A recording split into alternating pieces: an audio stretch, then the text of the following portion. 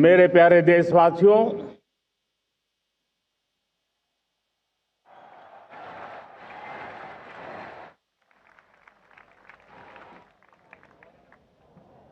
आजादी का ये महापर्व 140 करोड़ संकल्पों का पर्व है। आजादी का ये पर्व सामूहिक सिद्धियों का गौरव का पल है। हर हृदय उमंग से भरा हुआ है। देश एकता की भावना को निरंतर मजबूती दे रहा है। 140 करोड़ देशवासी आज तिरंगे के रंग में रंगे हैं। हर घर तिरंगा, भारत के हर कोने से, चाहे रेगिस्तान हो या हिमालय की चोटियां, समंदर के तट हो या घनी आबादी वाले क्षेत्र, हर तरफ से एक ही गुंज है, एक ही जयकारा है। हमारी प्राण से भी प्यारी मातृभूमि का जयगान है।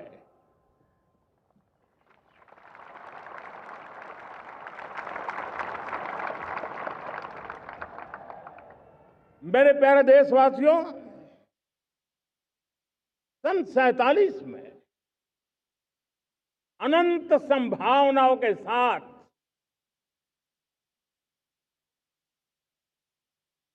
कोटि कोटि भुजाओं के सामर्थ्य के साथ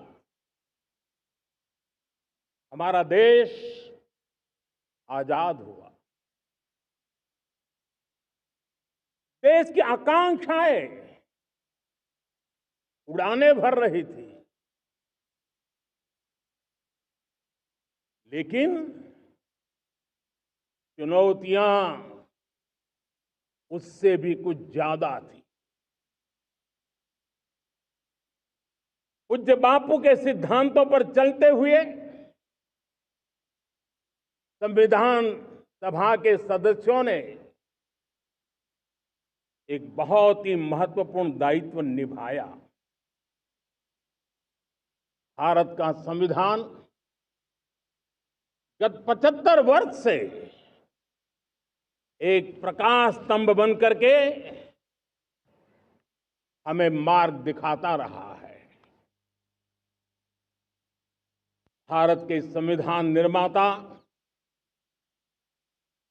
अनेक विद महापुरुष डॉक्टर राजेंद्र प्रसाद, बाबा साहब आंबेडकर, पंडित नेहरू, सरदार वल्लभ भाई पटेल, डॉक्टर सर्वपल्ली राधाकृष्णन जी, इतना ही नहीं, हमारी नारी शक्ति का भी योगदान कम नहीं था। हंसा मेहता जी, दाक्षायणी, वेलायुधन जैसी विदुषियों ने भी भारत के संविधान को सशक्त करने में अपनी भूमिका निभाई थी। आज लाल किले की प्राचीर से देश का मार्गदर्शन करने वाले, देश को दिशा देने वाला संविधान के निर्माताओं को आदरपूर्वक नमन करता हूं।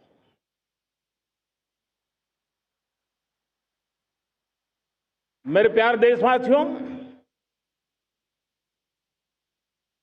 हम आज डॉक्टर श्यामा प्रसाद मुखर्जी की 125वीं जयंती भी मना रहे हैं। डॉक्टर श्यामा प्रसाद मुखर्जी भारत के संविधान के लिए बलिदान देने वाले देश के पहले महापुरुष थे। संविधान के लिए बलिदान, धारा 370 की दीवार गिराकर एक देश एक संविधान के मंत्र को जब हमने साकार किया तो हमने डॉक्टर श्यामा प्रसाद मुखर्जी को सच्ची श्रद्धांजलि दी। लाल किले पर आज कई विशेष महानुभाव उपस्थित हैं। दूर सुदूर गांव के पंचायतों के सदस्य हैं, ड्रोन दीदी के प्रतिनिधि हैं, लखपति दीदी की प्रतिनिधि हैं, खेल जगत से जुड़े लोग हैं, राष्ट्र जीवन में कुछ न कुछ देने वाले यहां महानुभाव उपस्थित हैं।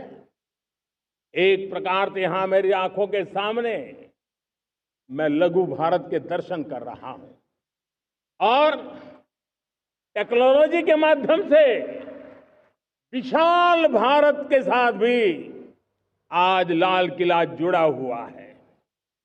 मैं आजादी के इस महापर्व पर देशवासियों का, विश्व भर में फैलाए हुए भारत प्रेमियों का, हमारे मित्रों का हृदय से बहुत बहुत अभिनंदन करता हूं। साथियों, प्रकृति हम सब की परीक्षा ले रही है। पिछले कुछ दिनों में प्राकृतिक आपदाएं, भूस्खलन, बादलों का फटना, न जाने कितनी कितनी आपदाएं हम झेल रहे हैं।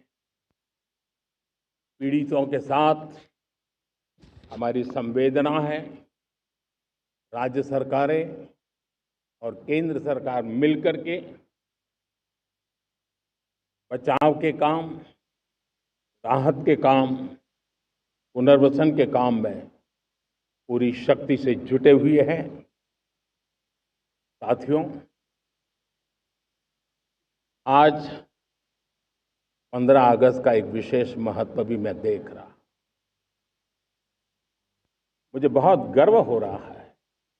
आज मुझे लाल किले की प्राचीर से ऑपरेशन सिंदूर के वीर जाबाजों को सैल्यूट करने का अवसर मिला है।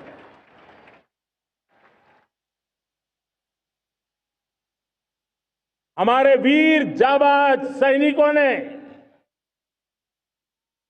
दुश्मनों को उनकी कल्पना से परे सजा दी है।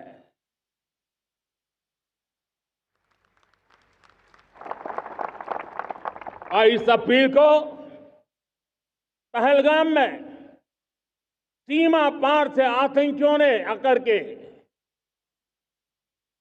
जिस प्रकार का कत्ले आम किया, धर्म पूछ करके लोगों को मारा गया। पत्नी के सामने पति को गोलियां दी, बच्चों के सामने अपने पिता को मौत के घाट उतार दिया गया। पूरा हिंदुस्तान आक्रोश से भरा हुआ था। पूरा विश्व भी इस प्रकार से संहार से चौंक गया था। मेरे प्यारे देशवासियों, ऑपरेशन सिंदूर उसी आक्रोश की अभिव्यक्ति है।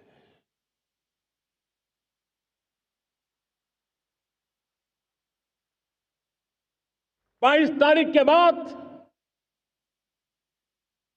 हमने हमारे सेना को खुली छूट दे दी। रणनीति वो तय करे, लक्ष्य वो तय करे, समय भी वो चुने। और हमारी सेना ने वो करके दिखाया जो कई दशकों तक कभी हुआ नहीं था। सैकड़ों किलोमीटर दुश्मन की धरती पर घुस करके आतंकी हेडक्वार्टर्स को मिट्टी में मिला दिया, आतंकी इमारतों को खंडहर बना दिया।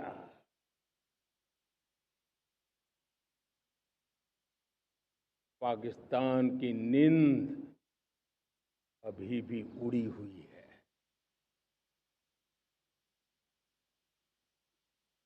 पाकिस्तान में हुई तबाही इतनी बड़ी है कि रोज नए नए खुलासे हो रहे हैं, नई नई जानकारियां आ रही हैं। मेरे प्यारे देशवासियों, हमारा देश कई दशकों से आतंक को झेलता आया हुआ है। देश के सीने को छलनी कर दिया गया है। अब हमने एक न्यू नॉर्मल प्रस्थापित किया। आतंक को और आतंकी को पालने पोसने वालों को, आतंकियों को ताकत देने वालों को अब हम अलग अलग नहीं मानेंगे।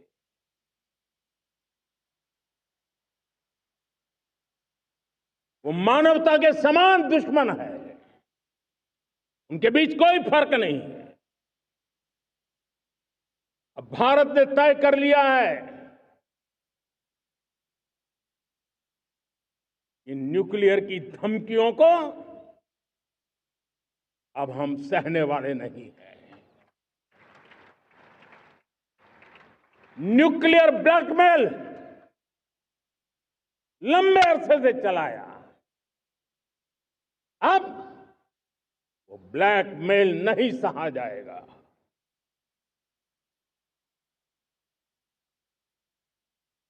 आगे भी अगर दुश्मनों ने ये कोशिश जारी रखी, हमारी सेना तय करेगी, सेना की शर्तों पर, सेना जो समय निर्धारित करे उस समय पर, सेना जो तौर तरीके तय करे उस तौर तरीके से, सेना जो लक्ष्य तय करे उस लक्ष्य को अब हम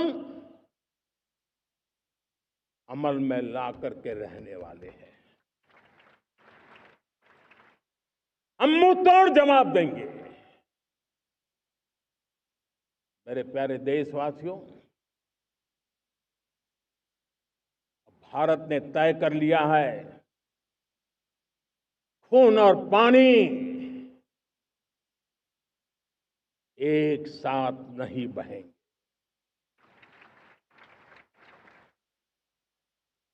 अब देशवासियों को भली भांति पता चला है कि सिंधु का समझौता कितना अन्यायपूर्ण है, कितना एक तरफा है। भारत से निकलती नदियों का पानी दुश्मनों के खेत को सींच रहा है और मेरे देश के किसान, मेरे देश की धरती पानी के बिना प्यासी है।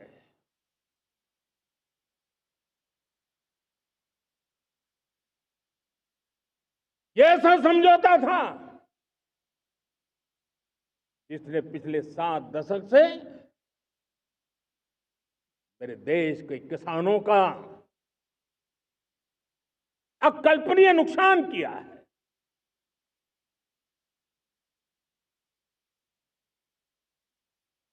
अब हिंदुस्तान के हक का जो पानी है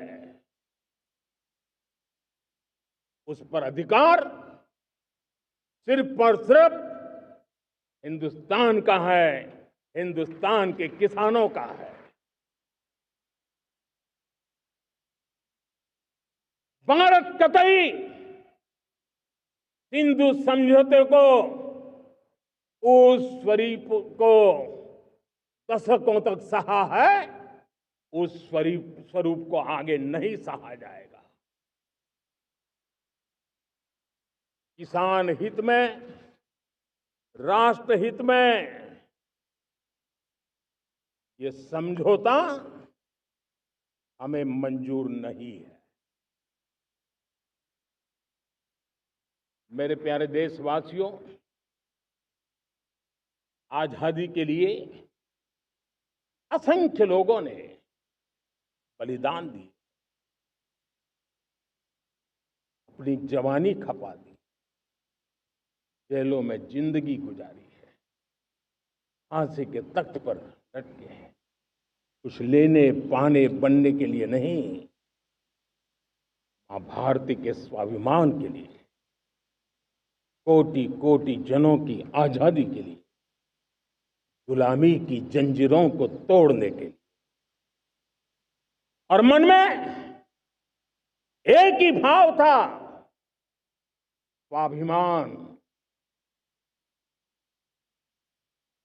साथियों, गुलामी ने हमें निर्धन बना दिया, गुलामी ने हमें निर्भर भी बना दिया, औरों पर हमारी निर्भरता बढ़ती गई। हम सब जानते हैं, आजादी के बाद कोटि कोटि जनों के पेट भरना बड़ी चुनौती थी, लेकिन यही मेरे देश के किसान हैं जिन्होंने खून पसीना एक करके देश के अन्न के भंडार भर दिए।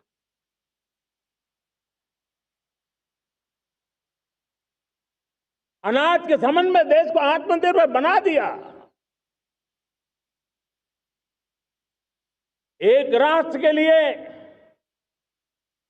आत्मसम्मान की सबसे बड़ी कसौटी आज भी उसकी आत्मनिर्भरता है। और मेरे प्यारे देशवासियों, विकसित भारत का आधार भी है आत्मनिर्भर भारत।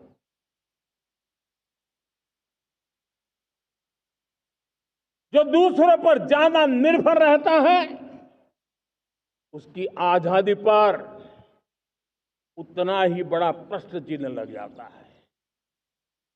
और दुर्भाग्य तो तब बन जाता है जब निर्भरता की आदत लग जाए, पता ही ना चले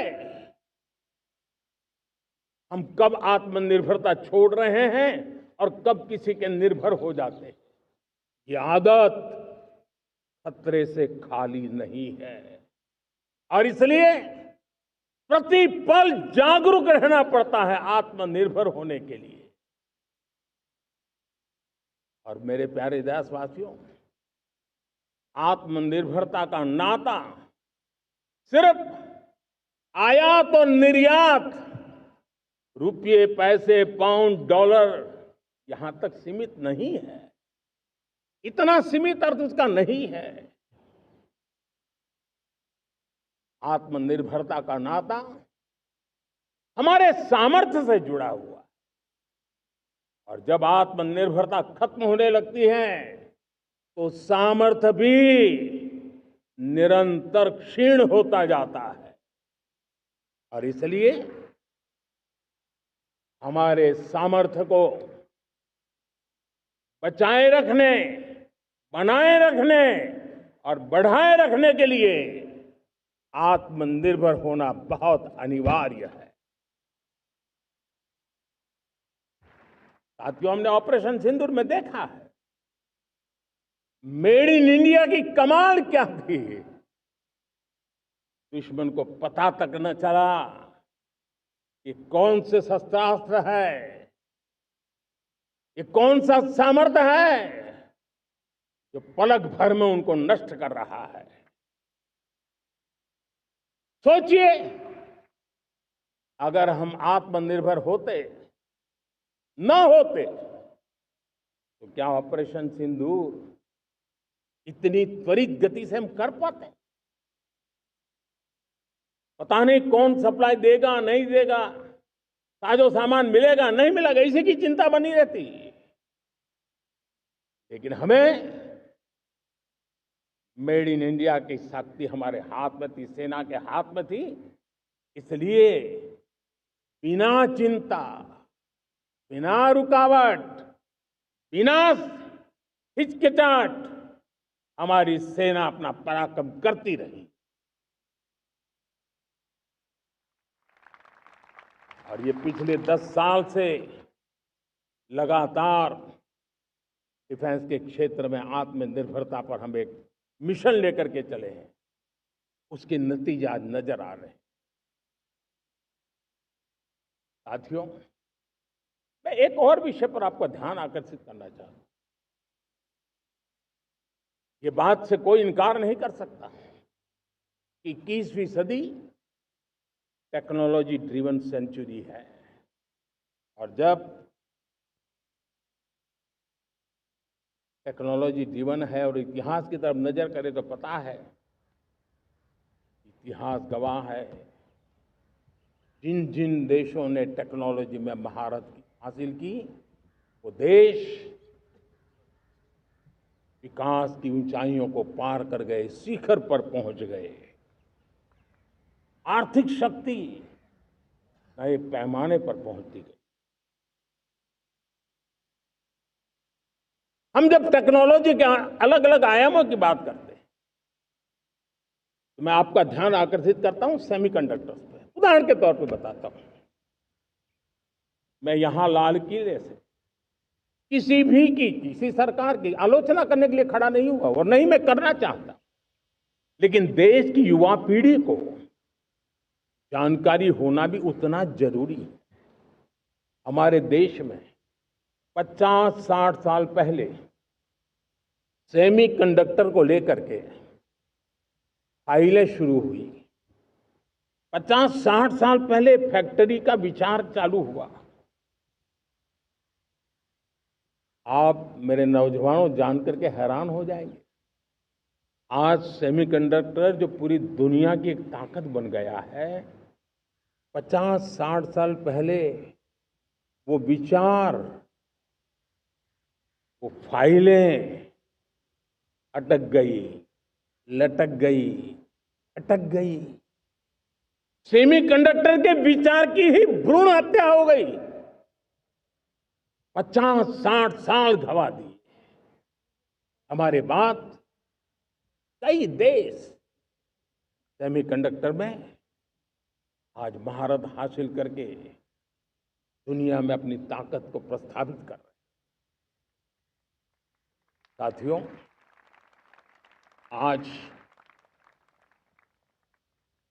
हमने उस बोझ से मुक्त होकर के मिशन मोड में सेमीकंडक्टर के काम को आगे बढ़ाया। 6 अलग अलग सेमीकंडक्टर के यूनिट्स जमीन पर उतर रहे हैं। 4 नए यूनिट्स को हमने ऑलरेडी हरी झंडी दिखा दी है, ग्रीन सिग्नल दे दिया है। और देशवासियों और मेरे खास करके नौजवानों और विश्व भर में भारत की टेक्नोलॉजी की ताकत को समझने वाले लोगों को भी कहना चाहूंगा, इसी वर्ष के अंत तक मेड इन इंडिया, भारत की बनी हुई,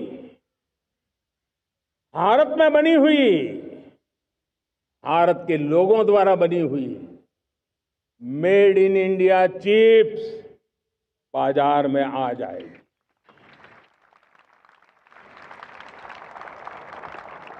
मैं दूसरा उदाहरण देना चाहता हूं। अब ऊर्जा के क्षेत्र में हम सब जानते हैं कि हम एनर्जी के लिए बहुत सारे देशों पर डिपेंडेंट है। पेट्रोल हो, डीजल हो, गैस हो, लाखों करोड़ रुपए हमें खर्च करके लाना पड़ता है। हमें इस संकट से देश को आत्मनिर्भर बनाना, ऊर्जा में आत्मनिर्भर बनाना बहुत जरूरी है। हमने बीड़ा उठाया और आज 11 वर्ष में सोलर एनर्जी 30 गुना बढ़ चुकी है। हम नए नए डैम बना रहे हैं ताकि हाइड्रो का विस्तार हो और हमें क्लीन एनर्जी की उपलब्ध हो। भारत मिशन ग्रीन हाइड्रोजन लेकर के आज हजारों करोड़ रुपए इन्वेस्ट कर रहा है। भविष्य की ऊर्जा को ध्यान में रख करके, ऊर्जा के क्षेत्रों को ध्यान में रख करके भारत न्यूक्लियर एनर्जी पर भी बहुत बड़े इनिशिएटिव ले रहा है। न्यूक्लियर एनर्जी में 10 नए न्यूक्लियर रिएक्टर तेजी से काम कर रहे हैं। 2047 तक, जो कि हमने विकसित भारत का लक्ष्य तय किया है, जब देश की आजादी के 100 साल होंगे, हम परमाणु ऊर्जा क्षमता 10 गुना से भी अधिक बढ़ाने का संकल्प लेकर के आगे बढ़ रहे हैं। मेरे प्यारे देशवासियों, रिफॉर्म एक निरंतर प्रक्रिया है। समयानुकूल परिस्थिति के अनुसार रिफॉर्म करते जाना होता है। हम न्यूक्लियर एनर्जी के क्षेत्र में बहुत बड़े रिफॉर्म लेकर के आए। अब हमने प्राइवेट सेक्टर के लिए भी परमाणु ऊर्जा को उसके द्वार खोल दिए हैं। हम शक्ति को जोड़ना चाहते। मेरे प्यारे देशवासियों, दुनिया जब आज ग्लोबल वार्मिंग को लिए चिंता करती है, तब मैं विश्व को भी बताना चाहता हूं कि भारत ने तय किया था कि हम 2030 तक क्लीन एनर्जी भारत में 50% पहुंचा देंगे। ये लक्ष्य हमारा 2030 तक था। मेरे देशवासियों का सामर्थ्य देखिए, मेरे देशवासियों की संकल्प शक्ति देखिए, मेरे देशवासियों को विकसित भारत बनाने का संकल्प को पूर्ण करने के लिए उनकी दौड़ देखिए।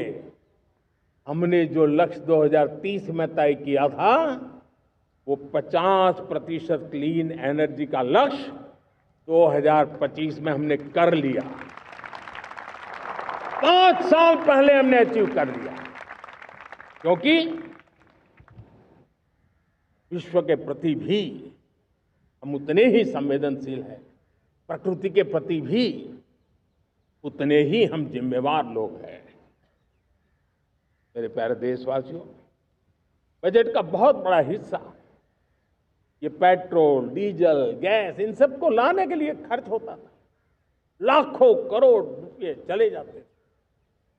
अगर हम ऊर्जा में डिपेंडेंट न होते, तो वो धन मेरे देश के नौजवानों के भविष्य के लिए काम आता।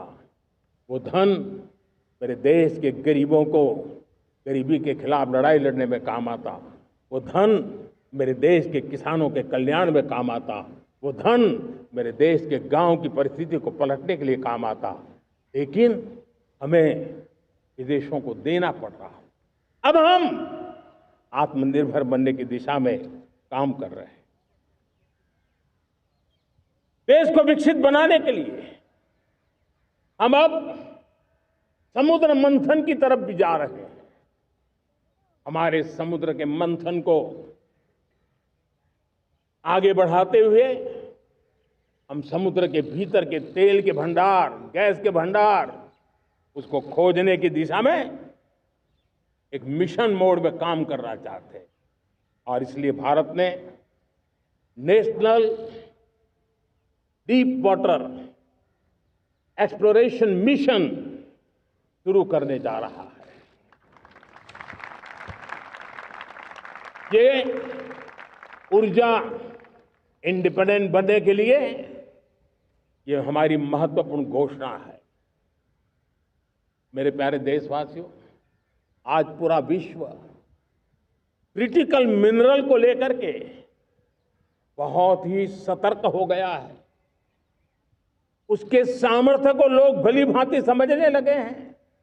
कल तक जिस तरफ ज्यादा ध्यान नहीं था, वो आज सेंटर स्टेज पे है। हमारे लिए भी क्रिटिकल मिनरल्स में आत्मनिर्भरता बहुत अनिवार्य है। एनर्जी का सेक्टर हो, इंडस्ट्री का सेक्टर हो, रक्षा क्षेत्र हो, टेक्नोलॉजी के हर क्षेत्र हो, आज क्रिटिकल मिनरल्स की टेक्नोलॉजी के अंदर बहुत अहम भूमिका है। और इसलिए नेशनल क्रिटिकल मिशन हमने लॉन्च किया है। 1200 से अधिक स्थानों पर खोज का अभियान चल रहा है और हम क्रिटिकल मिनरल में भी आत्मनिर्भर बनने की दिशा में आगे बढ़ रहे हैं। मेरे प्यारे देशवासियों, स्पेस सेक्टर का कमाल तो हर देशवासी देख रहा, गर्व से भर जा रहा। और हमारे group captain Shubhanshu Shukla space station से लौट चुके हैं और आने वाले कुछ दिनों में वो भारत भी आ रहे हैं। हम स्पेस में भी अपने दम पर आत्मनिर्भर भारत गगनयान की तैयारी कर रहे हैं। हम अपने बलबूते पर हमारा अपना स्पेस स्टेशन बनाने की दिशा में हम काम कर रहे हैं। और पिछले दिनों स्पेस में जो रिफॉर्म किए गए, मुझे बहुत गर्व हो रहा है। मेरे देश के 300 से ज्यादा स्टार्टअप्स आप सिर्फ और सिर्फ स्पेस सेक्टर में काम कर रहे हैं और उन 300 स्टार्टअप में हजारों नौजवान पूरे सामर्थ्य के साथ जुटे हैं। ये है मेरे देश के नौजवानों की ताकत और ये है हमारे देश के नौजवानों के प्रति विश्वास। मेरे प्यारे देशवासियों, 140 करोड़ भारतवासी 2047 में जब आजादी के 100 साल होंगे, विकसित भारत के संकल्प को परिपूर्ण करने के लिए पूरी ताकत से जुटे हैं। इस संकल्प की पूर्ति के लिए भारत आज हर सेक्टर में आधुनिक इकोसिस्टम तैयार कर रहा है और आधुनिक इकोसिस्टम हर क्षेत्र में हमारे देश को आत्मनिर्भर बनाएगा। आज मेरा लाल किले की प्राचीर से मेरे देश के युवा वैज्ञानिकों को, मेरे टैलेंटेड यूथ को, मेरे इंजीनियर्स को और प्रोफेशनल्स को और सरकार के हर विभागों को भी मेरा आह्वान है, क्या हमारा अपना made in India fighter jets के लिए जेट इंजन हमारा होना चाहिए कि नहीं होना चाहिए?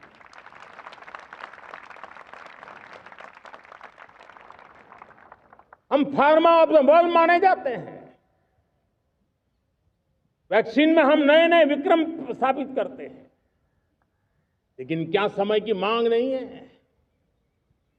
हम रिसर्च और डेवलपमेंट में और ताकत लगाएं, हमारे अपने पेटेंट हो, हमारी अपनी बनाई हुई मानव जात के कल्याण की सस्ते से सस्ती और सबसे कारगर नई नई दवाइयों की शोध हो, हर संकट में साइड इफेक्ट के बिना मानव जात के कल्याण में काम आए। बायो 3 पॉलिसी भारत सरकार ने बनाई है। मैं देश के नौजवानों को कहता हूं, आइए बायो 3 पॉलिसी का अध्ययन करके अब कदम उठाइए। देश का भाग्य बदलना है, आपका सहयोग चाहिए। मेरे प्यारे देशवासियों, आज आईटी का युग है, डेटा की ताकत है। क्या समय की मांग नहीं है? ऑपरेटिंग सिस्टम से लेकर के साइबर सुरक्षा तक, डीप टेक से लेकर के आर्टिफिशियल इंटेलिजेंस तक, सारी चीजें हमारी अपनी हो, जिस पर हमारे ही लोगों का सामर्थ्य जुटा हुआ हो, उनकी सामर्थ्य शक्ति का विश्व को परिचय कराएं। साथियों, आज दुनिया में सोशल मीडिया कहो, बाकी प्लेटफॉर्म कहो, दुनिया के प्लेटफॉर्म पर हम काम कर रहे हैं। दुनिया ने हमने दिखा दिया है, यूपीआई का हमारा प्लेटफॉर्म आज दुनिया को अजोबा कर रहा है। हमारे में सामर्थ्य है। रियल टाइम ट्रांजैक्शन में 50% अकेला भारत यूपीआई के माध्यम से कर रहा है। इसका मतलब की ताकत है। क्रिएटिव वर्ल्ड हो, सोशल मीडिया हो, ये जितने भी प्लेटफॉर्म्स हैं, मेरे देश के नौजवानों में चुनौती करता हूं आपको, आइए हमारे अपने प्लेटफॉर्म क्यों ना हो, हम क्यों दूसरों पर निर्भर रहे, क्यों भारत का धन बाहर जाए। और मुझे आपके सामर्थ्य पर भरोसा है। मेरे प्यारे देशवासी, जैसे ऊर्जा के क्षेत्र में हम डिपेंडेंट हैं, वैसा ही देश का दुर्भाग्य है कि फर्टिलाइजर, उसमें भी हमें दुनिया पर निर्भर रहना पड़ता है। मेरे देश के किसान भी फर्टिलाइजर का सही उपयोग कर करके धरती माता की सेवा कर सकते हैं।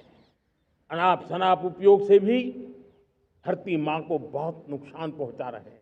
लेकिन साथ साथ मैं देश के नौजवानों को कहना चाहता हूं, देश के उद्योग जगत को कहना चाहता हूं, देश के प्राइवेट सेक्टर को कहना चाहता हूं, आइए हम फर्टिलाइजर के भंडार भर दें, हम नए नए तौर तरीके खोजें और भारत की आवश्यकता के अनुसार हम अपना फर्टिलाइजर तैयार करें। हम औरों पर निर्भर न रहे। साथियों, आने वाला युग ईवी का है। अब ईवी बैटरी क्या हम नहीं बनाएंगे? हम निर्भर रहेंगे? सोलर पैनल की बात हो, इलेक्ट्रिक व्हीकल्स के लिए जिन जिन चीजों की आवश्यकताएं हैं, वो हमारी अपनी होनी चाहिए। साथियों, मैं ये इसलिए कहने की हिम्मत करता हूं, क्यों? क्योंकि मुझे देश के नौजवानों के सामर्थ्य पर भरोसा है। और भरोसा सिर्फ वो मेरे देश के नौजवान है इतने मात्र से नहीं है। कोविड के समय हम बहुत सारी चीजों पर निर्भर थे। तो मेरे देश के नौजवानों को कहा गया कि वैक्सीन हमारी अपनी चाहिए, देश ने करके दिखाया। कोविन प्लेटफॉर्म हमारा अपना होना चाहिए, देश ने करके दिखाया। करोड़ों करोड़ों लोगों की जिंदगी बचाने का काम हमने किया है। वही स्पिरिट, वही जज्बा हमें जीवन के हर क्षेत्र में आत्मनिर्भर बनने के लिए अपना सब कुछ देना है। अपना जो बेस्ट है वो हमें दे करके रहना है। साथियों, पिछले 11 साल में एंटरप्रेन्योरशिप, उद्यमशीलता को बहुत बड़ी ताकत मिली। आज लाखों स्टार्टअप्स टियर 2, टियर 3 सिटी में देश की अर्थशक्ति को, देश के इनोवेशन को ताकत दे रहे हैं।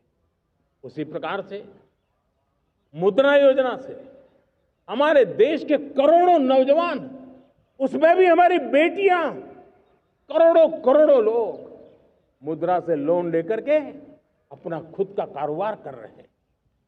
खुद तो अपने पैरों पर खड़े हुए हैं, लेकिन औरों को भी पैरों पर खड़े रहने की ताकत देते हैं।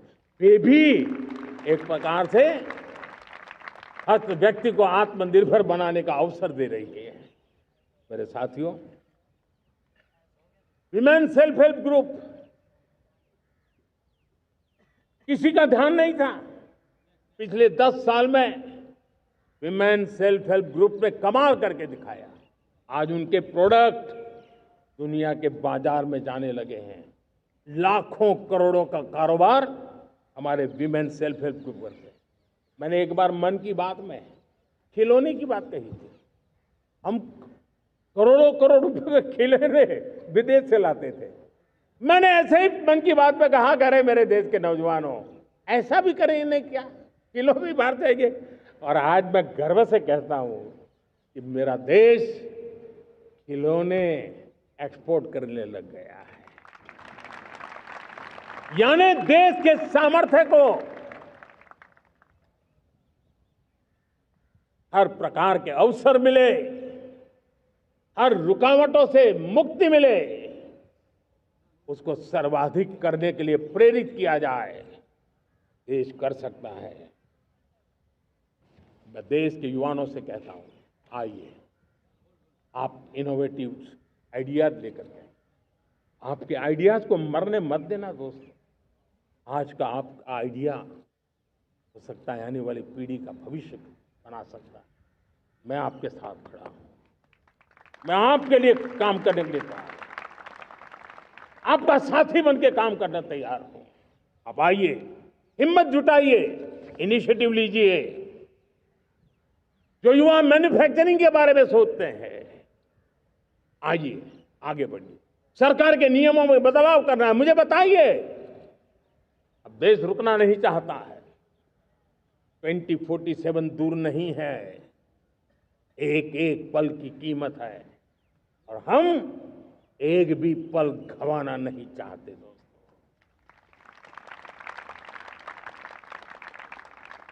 साथियों, ये आगे बढ़ने का अवसर है, बड़े सपने देखने का अवसर है, संकल्प के लिए समर्पित होने का अवसर है। जब सरकार आपके साथ है और मैं स्वयं आपके साथ हूं, तब हम नया इतिहास बना सकते हैं। साथियों, आज नेशनल मैन्युफैक्चरिंग मिशन पर बहुत तेजी से काम हो रहा है। हमारे एमएसएमईज, उसका लोहा दुनिया मानती है। ये दुनिया में बड़ी बड़ी चीजें बनती है ना, कुछ न कुछ तो औजार हमारे देश के एमएसएमईज के द्वारा जाते हैं, बड़े गर्व के साथ जाते हैं। लेकिन हम कॉम्प्रिहेंसिव इंटीग्रेटेड विकास की राह पर जाना चाहते हैं और इसलिए उनकी शक्ति बढ़े। और उसमें भी मैंने पहले एक बार लाल किले से कहा था, जीरो डिफेक्ट जीरो इफेक्ट। आज कहना चाहता हूं कि हमें विश्व बाजार में अपने सामर्थ्य का लोहा मनवाना है, तो हमें क्वालिटी में निरंतर नई ऊंचाइयों को पार करना। दुनिया क्वालिटी को स्वीकार करती है, हमारी गुणवत्ता सबसे ज्यादा हो और सरकार के भी प्रयास हो, रॉ मटेरियल की भी उपलब्धि हो, हमारी प्रोडक्शन की कॉस्ट कैसे कम हो, हम उसमें दम रह रहे। और साथियों, हम सभी जो उत्पादन के क्षेत्र में लगे हैं, उन सब का मंत्र होना चाहिए, दाम कम लेकिन दम ज्यादा। हमारी हर प्रोडक्ट का दम ज्यादा हो लेकिन दाम कम हो। इस भाव को लेकर के हमें आगे बढ़ना है। मेरे प्यारे देशवासियों, आजादी के लिए अनगिनत लोगों ने बलिदान दिए हैं। मैंने पहले भी कहा, जवानी खपा दी, फांसी पे लटक गए। क्यों? स्वतंत्र भारत के लिए। 75-100 साल पहले का वो कालखंड याद कीजिए। पूरा देश स्वतंत्र भारत के मंत्र को लेकर के जीता था। आज समय की मांग है, स्वतंत्र भारत का मंत्र लेकर के जीने वालों ने हमें स्वतंत्र भारत दिया। आज 140 करोड़ देशवासियों का एक ही मंत्र होना चाहिए, समृद्ध भारत। अगर कोटि कोटि लोगों के बलिदान से स्वतंत्र भारत हो सकता है, तो कोटि कोटि लोगों के संकल्प से, पुरुषार्थ से, आत्मनिर्भर बनने से वोकल फॉर लोकल की बात करने से, स्वदेशी का मंत्र को जापने से समृद्ध भारत भी बन सकता है। वो पीढ़ी स्वतंत्र भारत के लिए खप गई थी, ये पीढ़ी समृद्ध भारत के लिए नए कदम उठाए, यही समय की मांग है। और इसलिए मैं आज बार बार आग्रह करता हूं और मैं देश के सभी इन्फ्लुएंसर्स को कहना चाहता हूं, इस मंत्र को आगे बढ़ाने में मेरी मदद कीजिए। मैं सभी राजनीतिक दलों को, राजनेताओं को सबसे कहता हूं कि आइए, ये किसी राजनीतिक दल का एजेंडा नहीं है, भारत हम सबका है। हम मिलकर के वोकल फॉर लोकल उस मंत्र को हर नागरिक के जीवन का मंत्र बनाएं। भारत में बनी हुई, भारत के नागरिकों के पसीने से बनी हुई वो चीजें जिसमें भारत की मिट्टी की महक हो और जो भारत के आत्मनिर्भर के संकल्प को ताकत देता हो, हम उसी को खरीदेंगे, हम उसी का उपयोग करेंगे। हम उस दिशा में आगे आए, यह हमारा सामूहिक संकल्प हो। देखते ही देखते हम दुनिया बदल देंगे दोस्तों। मैं आज हर छोटे मोटे व्यापारी को, दुकानदार से आग्रह करना चाहता हूं, आपकी भी जिम्मेवारी है। हम छोटे थे, हमने कभी बाजार में देखा नहीं था कि शुद्ध घी की दुकान, ऐसे ही लिखा जाता था घी की दुकान। लेकिन समय रहते लोग लिखने लगे शुद्ध घी की दुकान। मैं चाहता हूं देश में ऐसे व्यापारी आगे आए, ऐसे दुकानदार आए कि हाँ स्वदेशी माल बिकता है, वो बोर्ड लगा रहे। हम स्वदेशी का गर्व करने लगे। हम स्वदेशी मजबूरी में नहीं, मजबूती के साथ उपयोग करेंगे, मजबूती के लिए उपयोग करेंगे और जरूरत पड़ी तो औरों को मजबूर करने के लिए उपयोग करेंगे। ये हमारी ताकत होनी चाहिए, ये हमारा मंत्र होना चाहिए। मेरे प्यारे देशवासियों,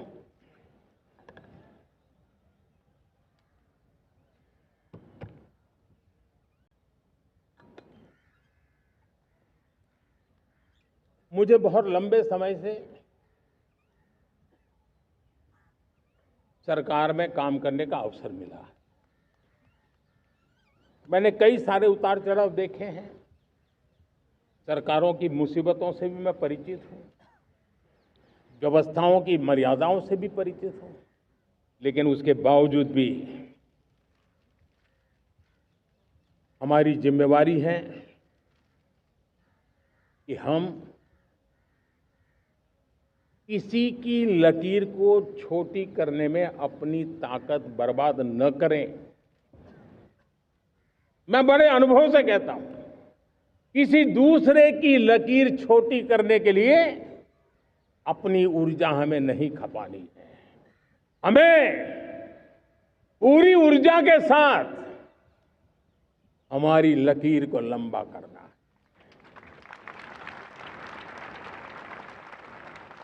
हम अगर अपनी लकीर लंबी करते हैं तो दुनिया भी हमारा लोहा मानेगी। आज जब वैश्विक परिस्थितियों में आर्थिक स्वार्थ दिनों दिन बढ़ रहा है, तब समय की मांग है कि हम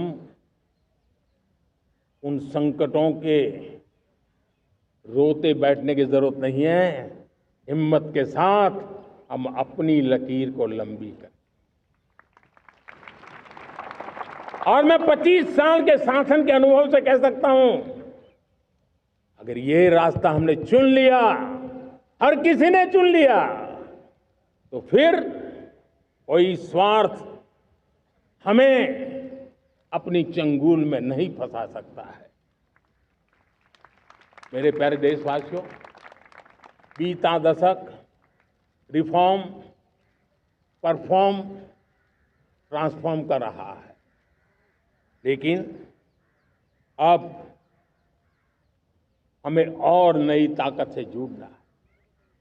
पिछले दिनों हमने कई रिफॉर्म्स किए, एफडीआई हो, इंश्योरेंस कंपनी की बात हो, विश्व की यूनिवर्सिटीज को भारत के अंदर स्थान देने की बात हो, कई रिफॉर्म्स किए हैं। 40,000 से ज्यादा अनावश्यक कंप्लायंसेस को हमने खत्म किया है। इतना ही नहीं, 1500 से अधिक पुराने कानून जो बाबा आदम के जमाने के थे, उन सबको हमने खत्म कर दिया है। हमने दर्जनों कानूनों को सरल करने के लिए संसद में जाकर के जनता के हितों को सर्वोपरि रख करके बदलाव किए हैं।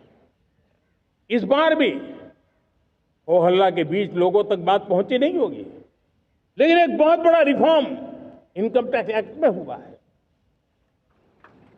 करीब 280 से ज्यादा धाराएं हमने समाप्त करने का निर्णय किया है। और साथियों, सिर्फ आर्थिक मोर्चे पर ही रिफॉर्म नहीं, हमने नागरिक के जीवन को भी आसान बनाने के लिए रिफॉर्म किए। इनकम टैक्स रिफंड की बात हो, रिफॉर्म का परिणाम है। फेसलेस असेसमेंट की बात हो, रिफॉर्म का परिणाम है। 12 लाख तक आज इनकम टैक्स से मुक्ति दे देना, देश का जो भविष्य बनाने में उत्सुक है, ऐसा मेरा मध्यम वर्ग का परिवार आज फूला नहीं समा रहा है। कभी किसी ने सोचा नहीं था कि 12 लाख रुपए तक का इनकम टैक्स पर जीरो कर दिया जाएगा। आज कर लिया है। जब देश का सामर्थ्य बढ़ता है तो देशवासियों को लाभ मिलता है। अंग्रेजों के जमाने से दंड संहिता में हम दबे पड़े थे, दंड का भय दिखा करके जीवन चल रहा था। 75 साल आजादी के ऐसे ही गए। हमने दंड संहिता को खत्म कर दिया, न्याय संहिता को ले आए हैं। न्याय संहिता में भारत के नागरिक के प्रति विश्वास का भाव है। भारत के नागरिक के अंदर अपनेपन का भाव है, संवेदनशीलताओं से भरा हुआ है। हमने रिफॉर्म की यात्रा को तेज करने के लिए बीड़ा उठाया। हम बहुत तेजी से आगे बढ़ना चाहते हैं। मैं चाहता हूं देशवासियों, देश के लिए कर रहा हूं, मैं मेरे लिए नहीं कर रहा हूं, किसी का बुरा करने के लिए नहीं कर रहा हूं। मेरे राजनीतिक दल, मेरे प्रतिस्पर्धी साथी भी देश की इस उज्जवल भविष्य के लिए आगे आए, हमारा साथ दे। स्ट्रक्चरल रिफॉर्म्स की बात हो, रेगुलेटरी रिफॉर्म्स की बात हो, पॉलिसी रिफॉर्म की चर्चा हो, प्रोसेस रिफॉर्म की चर्चा हो, प्रोसीड्यूरल रिफॉर्म्स करने की जरूरत हो, हर प्रकार के रिफॉर्म्स ये आज हमने मकसद बना करके चले हैं। और मेरे प्यारे देशवासियों, नेक्स्ट जनरेशन रिफॉर्म्स के लिए हमें एक टास्क फोर्स गठित करने का निर्णय किया है। ये टास्क फोर्स समय सीमा में इस काम को पूरा करे। वर्तमान नियम, कानून, नीतियां, रीतियां 21वीं सदी के अनुकूल, वैश्विक वातावरण में अनुकूल और भारत को 2047 में विकसित राष्ट्र बनाने के संदर्भ में नए सिरे से तैयार हो और उसका समय सीमा में अपना कार्य पूरा करने के लिए इस टास्क फोर्स की रचना की है। साथियों, ये रिफॉर्म के कारण जो नए लोग अपना भविष्य बनाने चाहते हैं उनको तो हिम्मत मिलेगी। हमारे स्टार्टअप्स हो, हमारे लघु उद्योग हो, हमारे गृह उद्योग हो, उन लोग उद्यमियों को उनकी कंप्लायंस कॉस्ट बहुत कम हो जाएगी और उसके कारण उनको एक नई ताकत मिलेगी। जो एक्सपोर्ट की दुनिया में उनको लॉजिस्टिक सपोर्ट के कारण, व्यवस्थाओं में बदलाव के कारण उनको एक बहुत बड़ी ताकत मिलेगी। साथियों, ऐसे ऐसे कानून है हमारे देश में, छोटी छोटी चीजों के लिए जेल में डालने के कानून है। आप हैरान हो जाएंगे, किसी ने नजर नहीं डाली। मैं पीछे लगा हूं, ये मेरे देश के नागरिकों को जेल में बंद करने वाले जो अनावश्यक कानून है वो खत्म होने चाहिए। हम संसद में पहले भी बिल लाए थे, इस बार भी लेके आए हैं। साथियों, इस दिवाली में आपकी डबल दिवाली का काम मैं करने वाला हूं। इस दिवाली में आपको एक बहुत बड़ा तोहफा देशवासियों को मिलने वाला है। पिछले 8 साल से हमने जीएसटी का बहुत बड़ा रिफॉर्म किया। पूरे देश में टैक्स के बर्डन को कम किया, टैक्स की व्यवस्थाओं को सरल किया और 8 साल के बाद समय की मांग है कि हम एक बार उसको रिव्यू करें। हमने एक हाई पावर कमेटी को बिठा करके रिव्यू शुरू किया, राज्यों से भी विचार विमर्श किया और मेरे प्यारे देशवासियों, हम नेक्स्ट जनरेशन जीएसटी रिफॉर्म्स लेकर के आ रहे हैं। ये दिवाली के अंदर आपके लिए तोहफा बन जाएंगे। सामान्य मानवीय की जरूरतों के टैक्स भारी मात्रा में कम कर दिए जाएंगे। बहुत बड़ी सुविधा बढ़ेगी। हमारे एमएसएमई, हमारे लघु उद्यमी, इनको बहुत बड़ा लाभ मिलेगा। रोजमर्रा की चीजें बहुत सस्ती हो जाएगी और उससे इकोनॉमी को भी एक नया बल मिलने वाला है। मेरे प्यारे देशवासियों, आज देश तीसरी बड़ी इकोनॉमी बनने के लिए समय तेज गति से आगे बढ़ रहा है। हम दरवाजे खटखटा रहे हैं और बहुत तेजी से हम उसको अचीव भी कर लेंगे। और कोई तो दिन होगा मैं आपके बीच आकर के लाल किले की प्राचीर से ये खबर भी सुनाऊंगा।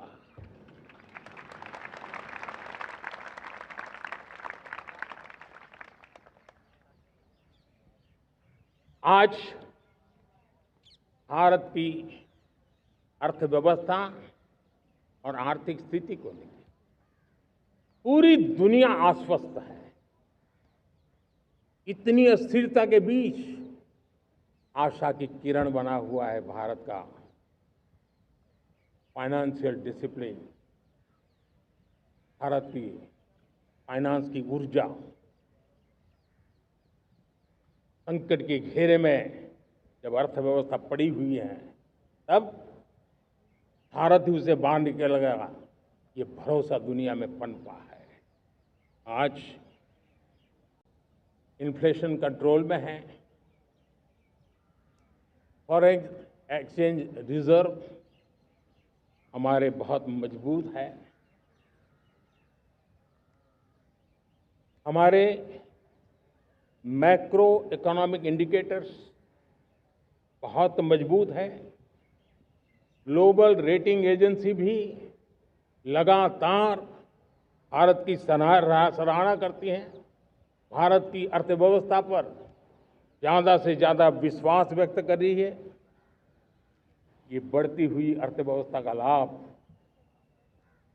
मेरे देश के गरीबों को मिले, मेरे देश के किसानों को मिले, मेरे देश की नारी शक्ति को मिले, मेरे देश के मध्यम वर्ग को मिले, मेरे देश की विकास धारा को ताकत देने वाला बने।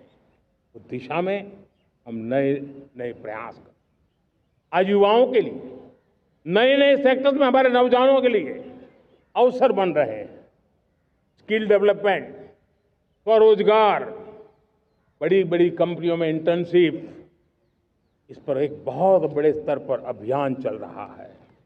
और इसलिए देश के नौजवानों, आज मैं आपके लिए भी एक खुश खबर लेकर के आया। मेरे देश के नौजवानों के लिए आया। आज 15 अगस्त है। आज 15 अगस्त के ही दिन मेरे देश के युवाओं के लिए 1 लाख करोड़ रुपए की योजना हम चालू कर रहे हैं, लागू कर रहे हैं। आज से प्रधानमंत्री विकसित भारत रोजगार योजना आज ही 15 अगस्त को लागू हो रही है। ये आपके लिए बहुत खुशखबरी है। इस योजना के तहत निजी क्षेत्र में पहली नौकरी पाने वाले नौजवान को, बेटे बेटी को 15,000 रुपया सरकार की तरफ से दिए जाएंगे। कंपनियों को भी नए रोजगार देने के अवसर जो भी ज्यादा जुटाएगा, उनको भी प्रोत्साहन राशि दी जाएगी।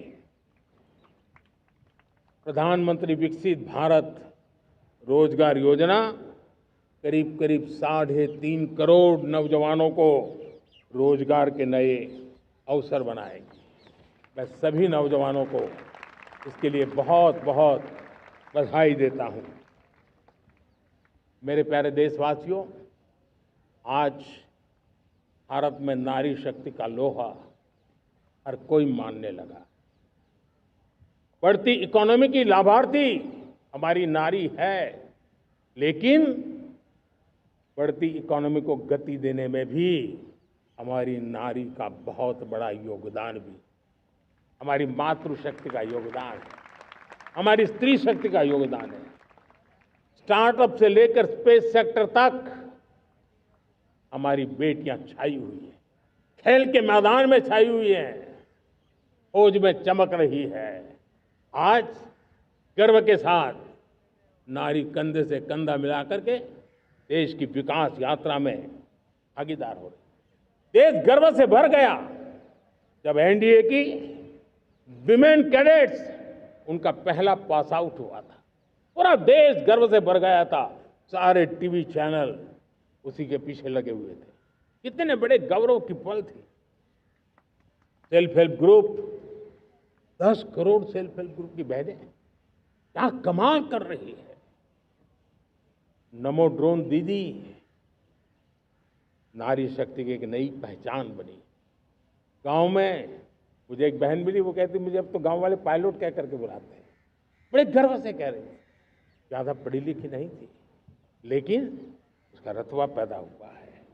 साथियों, हमने 3 करोड़ महिलाओं को लखपति दीदी बनाने का संकल्प लिया था।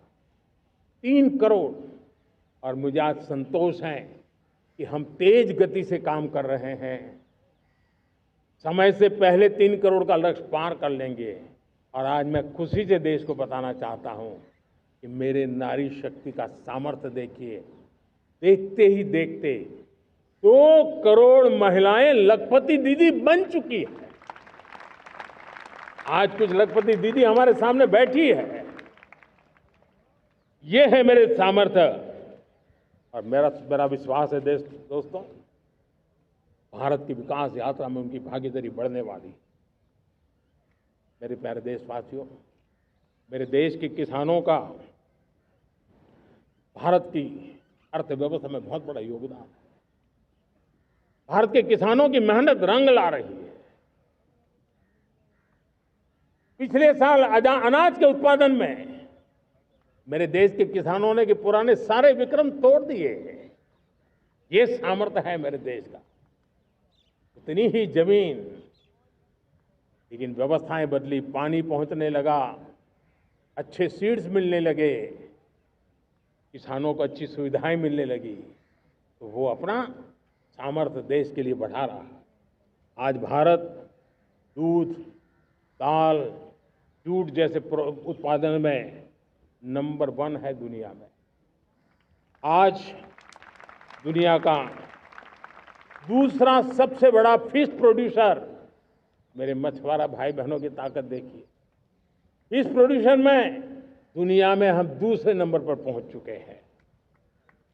आज भारत चावल, गेहूं, फल और सब्जी के उत्पादन में भी दुनिया में दूसरे नंबर पर पहुंच चुका है। साथियों, आपको खुशी होगी, मेरे देश के किसान जो पैदावार देते हैं, आज वो उत्पादन दुनिया के बाजार में पहुंच रहा है। 4 लाख करोड़ रुपया एग्रो प्रोडक्ट का एक्सपोर्ट हुआ है। ये मेरे देश के किसानों ने हमें ताकत दिखाई है। हम छोटे किसान हो, पशुपालक हो, मछुआरे हो, देश के विकास की अनेक योजनाओं का लाभ आज हम उन तक पहुंचा रहे हैं। पीएम किसान सम्मान निधि हो, रेन वाटर हार्वेस्टिंग हो, सिंचाई की योजनाएं हो, क्वालिटी सीड्स हो, फर्टिलाइजर की आवश्यकता हो, हर क्षेत्र में आज और किसान को एक भरोसा हो गया है फसल बीमा का।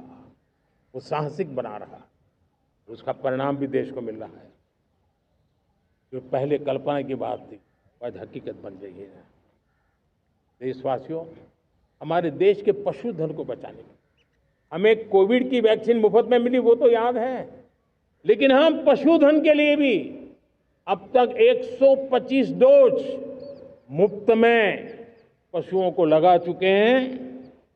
फूट एंड माउथ डिसीज से मुक्ति पाने के लिए, जो हमारा यहाँ उत्तर भारत में उसे खुरपका मुंहपका बीमारी कहते हैं, उसे बचाने के लिए 125 करोड़ डोज हम लगा चुके हैं और मुफ्त में लगा चुके हैं। हम खेती के मामले में देश के वो जिले जहां के किसान औरों से पीछे रह गए, किसी न किसी कारण से 100 जिले ऐसे हैं जहां अपेक्षाकृत कम खेती है, और इसलिए हमने 100 जिले आइडेंटिफाई किए हैं पूरे देश में से, और वहां के किसानों को एम्पावर करना, किसानों को शक्ति देना, किसानों को मदद करने का एक अभियान चलाया है। और इसके लिए पीएम धन धान्य कृषि योजना का आरंभ किया है। पीएम धन धान्य कृषि योजना वो देश के 100 जिले जहां थोड़ी सी भी मदद कर देंगे तो वहां का किसान भी भारत के अन्य किसानों की बराबरी कर देगा। मेरे प्यारे देशवासियों, भारत के किसान, भारत के पशुपालक, भारत के मछुआरे, ये हमारी सबसे बड़ी प्राथमिकता है। भारत के किसान, भारत के मछुआरे, भारत के पशुपालक, उनसे जुड़ी किसी भी अहितकारी नीति के आगे मोदी दीवार बन के खड़ा है।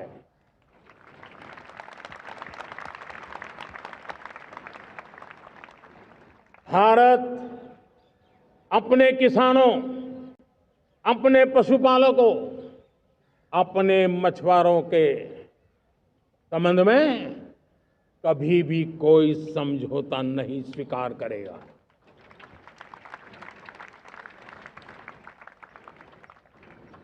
प्यारे देशवासियों, गरीबी क्या होती है मुझे किताबों में पढ़ना नहीं पड़ा है, मैं जानता। सरकार में भी रहा हूं और इसलिए मेरी कोशिश रही है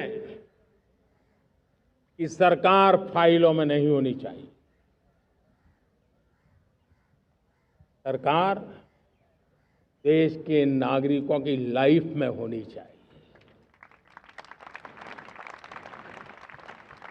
दलित हो, पीड़ित हो, शोषित हो, वंचित हो, उनके लिए सकारात्मक रूप से सरकारें प्रोएक्टिव हो, सरकारें प्रो पीपल हो, उस दिशा में हम निरंतर प्रयास कर रहे हैं। समाज के हर जरूरत व्यक्ति के लिए, कुछ लोगों को लगता है कि सरकार की योजनाएं पहले भी आती थी। जी नहीं, हम सरकार की योजनाओं को जमीन पर उतार रहे हैं, सैचुरेशन पर बल देते हैं। और सामाजिक न्याय का अगर कोई सच्चा एजुकेशन है तो सैचुरेशन में है, जिसमें कोई हकदार छूटे नहीं, हकदार के घर तक सरकार जाए और उसे अपना हक की चीजें मिले, उसके लिए हम काम कर रहे हैं। जनधन अकाउंट जब खोले गए ना, वो सिर्फ बैंक का अकाउंट था ऐसा नहीं है, उसे एक स्वाभिमान मिला था कि बैंक के दरवाजे मेरे लिए भी खुलते हैं, मैं भी बैंक के दरवाजे में जाकर के टेबल पे हाथ रख करके बात कर सकता हूं। ये विश्वास हमने जगाया है। आयुष्मान भारत ने बीमारी को सहने की आदत से मुक्ति दिलाने का और उनको अच्छे स्वास्थ्य के लिए मदद करने का काम और जब हम वरिष्ठ नागरिकों को 5 लाख रुपए से ज्यादा मदद कर करके उनके आरोग्य की चिंता करते हैं, आज पीएम आवास 4 करोड़ गरीबों को घर मिलना मतलब जिंदगी के नए सपने वहां सजते हैं। वो सिर्फ 4 दीवारें नहीं है दोस्तों। रेहड़ी पटरी वालों के लिए पीएम स्वनिधि योजना, जो कभी ब्याज के चक्कर में फंसा रहता था, आज पीएम स्वनिधि से रेहड़ी पटरी वाला भी, और आपने देखा वो यूपीआई से पैसे लेता है, यूपीआई से पैसे देता है। ये बदलाव आखिरी व्यक्ति तक चिंता लोगों की लाइफ में सरकार होनी चाहिए। उसी के कारण ये जमीन से जुड़ी योजनाएं बनती हैं और जमीन से जुड़ी योजनाएं जमीन पर उतरती हैं और जमीन से उतरी हुई योजनाएं जीवन में बदलाव लाने का एक सशक्त माध्यम बन जाती है।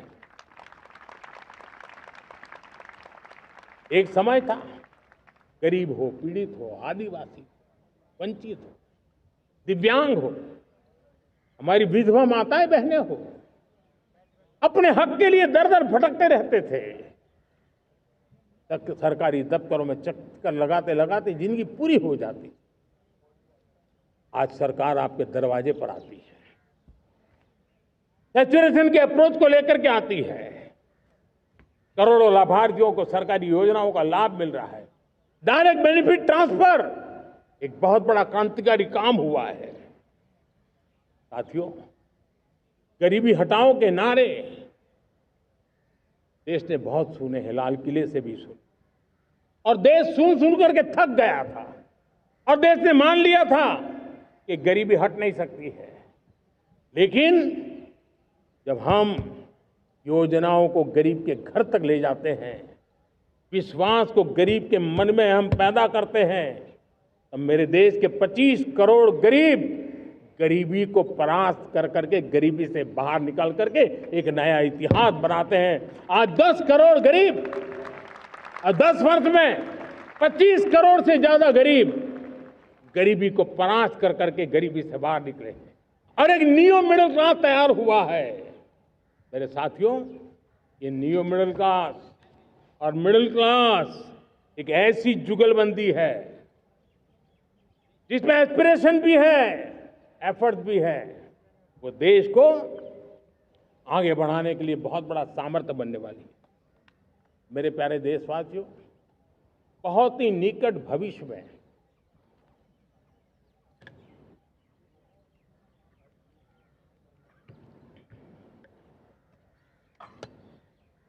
मेरे प्यारे देशवासियों, बहुत ही निकट भविष्य में महान समाज सुधारक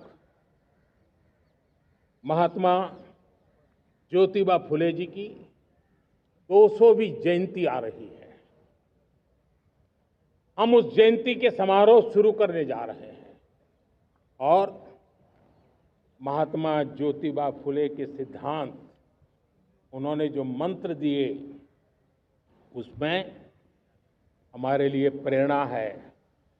पिछड़े को प्राथमिकता, पिछड़े को प्राथमिकता देते हुए हम परिवर्तन की ऊंचाइयों को प्राप्त करना चाहते हैं। हम इसके लिए परिश्रम की पराकाष्ठा करना चाहते हैं। हम पारदर्शी नीतियों के द्वारा पिछड़ों को प्राथमिकता, ये हम धरती पर उतारना चाहते हैं, हर पिछड़े के जीवन में उतारना चाहते हैं। साथियों, रेहड़ी पटरी वालों के लिए स्वनिधि योजना हो या हमारे हुनर वाले, हाथ से काम करने वाले विश्वकर्मा योजना की बात हो, आदिवासी में भी जो पिछड़े रह गए हैं उनके लिए पीएम जनधन की योजना की बात हो, हमारे पूर्वी भारत को विकास में पूरे देश के अंदर बराबरी में लाना और उनको नेतृत्व देने की दिशा में काम हो। हम सिर्फ समाज पिछड़े हो उनकी चिंता तक अटकने वाले नहीं है। जो क्षेत्र पिछड़े हैं उनको भी हम प्राथमिकता देना चाहते हैं। जो जिले पिछड़े रहे हैं हम उनको प्राथमिकता देना चाहते हैं। जो ब्लॉक पिछड़े रहे हैं उनको प्राथमिकता देना चाहते हैं। हमने 100 एस्पिरेशनल डिस्ट्रिक्ट, 500 एस्पिरेशनल ब्लॉक, उसी मिशन में काम किया है। हमने पूर्वी भारत के विकास के लिए हजारों करोड़ रुपए के इंफ्रास्ट्रक्चर के प्रोजेक्ट को बल दिया है। हमने पूर्वी भारत के जीवन को बदल करके देश की विकास यात्रा में भागीदार बनने का। मेरे प्यारे देशवासियों, जीवन हर क्षेत्र में विकास होना चाहिए। विकास के लिए खेल का भी महत्व होता है। और मुझे खुशी है कि एक जमाना था जहाँ बच्चे खेल में अगर समय लगाते हैं तो माँ बाप ज़्यादा पसंद नहीं करते थे। आज एकदम से उलट गया है। अगर बच्चे खेल कूद में आगे आते हैं, रुचि लेते हैं, तो माँ बाप गर्व से भर जाते हैं। मैं इसे एक शुभ संकेत मानता हूँ। मेरे देश के परिवार के अंदर खेल को प्रोत्साहन का वातावरण मैं देखता हूँ, मेरा मन गर्व से भर जाता है। मैं इसे देश के भविष्य के लिए बहुत शुभ संकेत मानता हूँ। और साथियों, इस खेल को बढ़ावा देने के लिए हमने नेशनल स्पोर्ट्स पॉलिसी, कई दशकों के बाद हम देश में खेलो भारत नीति को लेकर के आए हैं, ताकि एक खेल जगत का सर्वांगीण विकास का प्रयास हो। स्कूल से लेकर के ओलंपिक तक हम एक पूरा इकोसिस्टम डेवलप करना चाहते हैं, चाहे कोचिंग की व्यवस्था हो, फिटनेस की बात हो, खेल के मैदान हो, खेल की व्यवस्थाएं हो, खेल के लिए आवश्यक साधन हो, लघु उद्योगों को भी खेल के साधन बनाने में मदद करने की बात हो। यानी एक प्रकार से पूरा इकोसिस्टम हम दूर दराज के बच्चों तक पहुंचाना चाहते हैं। लेकिन साथियों, जब मैं फिटनेस की बात करता हूं, जब मैं खेलकूद की बात करता हूं, तो मैं एक चिंता भी आपके सामने रखना चाहता हूं। हमारे देश के हर परिवार को चिंता करनी चाहिए। मोटापा हमारे देश के लिए बहुत बड़ा संकट बनता जा रहा है। आने वाले वर्षों में लोग, जो पंडित लोग हैं वो कहते हैं, जो जानकार लोग कहते हैं, हर तीसरे व्यक्ति में एक व्यक्ति मोटापे का शिकार होगा। हमें मोटापे से बचना है, ओबेसिटी से बचना है। और इसलिए मैंने बाकी सब करना पड़ेगा, लेकिन एक छोटा सा सुझाव दिया था कि परिवार तय करे कि जब खाने का तेल घर में आएगा 10% कम ही आएगा और 10% कम ही उपयोग करेंगे, और हम ओबेसिटी के खिलाफ लड़ाई को जीतने की दिशा में हम अपना योगदान देंगे।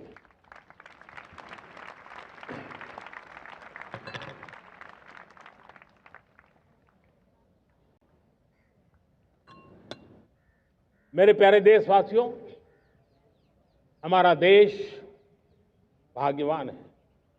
हजारों साल की विरासत के हम धनी हैं, और वो हमें निरंतर ऊर्जा मिलती है, प्रेरणा मिलती है, त्याग और तपस्या की राह मिलती है। आज गुरु तेग बहादुर, यह वर्ष गुरु तेग बहादुर जी का 350वां शहीदी वर्ष है। देश की संस्कृति की रक्षा, भारत के मूल्यों की रक्षा के लिए उन्होंने अपना सब कुछ न्योछावर कर दिया। मैं आज उनको नमन करता हूं। साथियों, हमारी संस्कृति की ताकत हमारी विविधता है। हम विविधता को सेलिब्रेट करना चाहते हैं। हम विविधता को सेलिब्रेट करने की आदत बनाना चाहते हैं। यह हमारा गौरव है कि हमारा भारत माँ का ये बगीचा कितने विविध प्रकार के फूलों से सजा हुआ है, कितनी विविधताएं हैं। ये विविधता हमारे लिए एक बहुत बड़ा, हमारी विरासत है, बहुत बड़ा गौरव है। हमने प्रयागराज के महाकुंभ में देखा भारत की विविधता को कैसे जिया जाता है। एक स्थान पर करोड़ों लोग, एक ही भाव, एक ही प्राण, एक ही प्रयास, दुनिया के लिए बहुत बड़ा अजूबा है। महाकुंभ की वो सफलता भारत की एकता की, भारत के सामर्थ्य की दुहाई देती है। साथियों, हमारा देश भाषाओं की विविधता से बहुत ही भरा हुआ है, पुलकित है। और इसीलिए हमने मराठी, असमिया, बांग्ला, पाली, प्राकृत को क्लासिकल लैंग्वेज का दर्जा दिया है। और मेरा मत है हमारी भाषाएं जितनी विकसित होगी, हमारी सभी भाषाएं जितनी समृद्ध होगी, हमारे नॉलेज के सिस्टम को भी उतना ही बल मिलने वाला है। और हमारी वो ताकत है, आज जब डेटा का जमाना है ना, तो ये ताकत दुनिया के लिए भी बड़ी ताकत बन सकती है। इतना सामर्थ्य हमारी लैंग्वेज में। हमें हमारी सभी भाषाओं पर गर्व होना चाहिए। हमारी सभी भाषाओं के विकास के लिए हर किसी ने बनते हुए प्रयास करना चाहिए। साथियों, पांडुलिपि में हमारे ज्ञान के भंडार पड़े हैं, लेकिन उसके प्रति उदासीनता रही है। इस बार हमने ज्ञान भारतम योजना के तहत देश भर में जहां भी हस्तलिखित ग्रंथ है, जहां पांडुलिपियां हैं, सदियों पुराने जो दस्तावेज हैं, उनको खोज खोज करके आज की टेक्नोलॉजी का उपयोग करते हुए उस ज्ञान की समृद्धि को आने वाली पीढ़ियों के लिए काम आए, उस दिशा में काम कर रहे हैं। मेरे प्यारे देशवासियों, हमारा स्पष्ट मत है, यह देश सिर्फ सरकारें नहीं बनाती है, ये देश राज सत्ता पर विराजमान लोग ही नहीं बनाते हैं, ये देश शासन की धुरा संभालने वाले नहीं बनाते हैं। ये देश बनता है कोटि कोटि जनों के पुरुषार्थ से, ऋषियों के, मुनियों से, वैज्ञानिकों के, शिक्षकों के, किसानों के, जवानों के, सेना के, मजदूरों के, हर किसी के प्रयास से देश बनता है। हर किसी का योगदान होता है, व्यक्ति का भी होता है, संस्थाओं का भी होता है। आज मैं बहुत गर्व के साथ एक बात का जिक्र करना चाहता हूं। आज से 100 साल पहले एक संगठन का जन्म हुआ, राष्ट्रीय स्वयंसेवक संघ। 100 साल की राष्ट्र की सेवा एक बहुत ही गौरवपूर्ण स्वर्णिम पृष्ठ है। व्यक्ति निर्माण से राष्ट्र निर्माण के संकल्प को लेकर के 100 साल तक मां भारती का कल्याण का लक्ष्य लेकर के लक्षावधि स्वयंसेवकों ने मातृभूमि के कल्याण के लिए अपना जीवन समर्पित किया है। सेवा, समर्पण, संगठन और अप्रतिम अनुशासन, ये जिसकी पहचान रही है, ऐसा राष्ट्रीय स्वयंसेवक संघ दुनिया का ये सबसे बड़ा एनजीओ है। एक प्रकार से 100 साल का उसका समर्पण का इतिहास है। आज लाल किले की प्राचीर से 100 साल की इस राष्ट्र सेवा की यात्रा में योगदान करने वाले सभी स्वयंसेवकों को आदरपूर्वक स्मरण करता हूं और देश गर्व करता है राष्ट्रीय स्वयंसेवक संघ की इस 100 साल की भव्य समर्पित यात्रा को, और हमें प्रेरणा देता रहेगा। मेरे प्यारे देशवासियों, हम समृद्धि की ओर जा रहे हैं, लेकिन समृद्धि का रास्ता सुरक्षा से गुजरता है। पिछले 11 वर्षों में राष्ट्र सुरक्षा, राष्ट्र रक्षा, राष्ट्र के नागरिकों की रक्षा, इन सभी मोर्चों पर हमने पूरे समर्पण भाव से काम किया है। हम बदलाव लाने में सफल हुए हैं। यह देश जानता है कि हमारे देश का बहुत बड़ा जनजातीय क्षेत्र नक्सलवाद की चपेट में, माओवाद की चपेट में पिछले कई दशकों से लहूलुहान हो चुका था। सबसे ज्यादा नुकसान मेरे आदिवासी परिवारों को हुआ। आदिवासी माताओं बहनों ने अपने सपने के होनहार बच्चों को खो दिया। नौजवान बेटे गलत रास्ते पर खींच लिए गए, भटकाए गए, उनकी जीवन को तबाह कर दिया गया। हमने फौलादी हाथ से काम लिया। एक समय था, कभी 125 से ज्यादा जिलों में नक्सलवाद अपनी जड़ें जमा चुका था। माओवाद की चंगुल में हमारे जनजातीय क्षेत्र, हमारे जनजातीय नौजवान फंसे हुए थे और आज 125 जिलों में से कम होते होते हम 20 पर ले आए हैं। उन जनजातीय समाज की सबसे बड़ी हमने सेवा की है। और आप देखिए, एक जमाना था जब बस्तर को याद करते ही माओवाद, नक्सलवाद, बम बंदूक की आवाज सुनाई देती थी।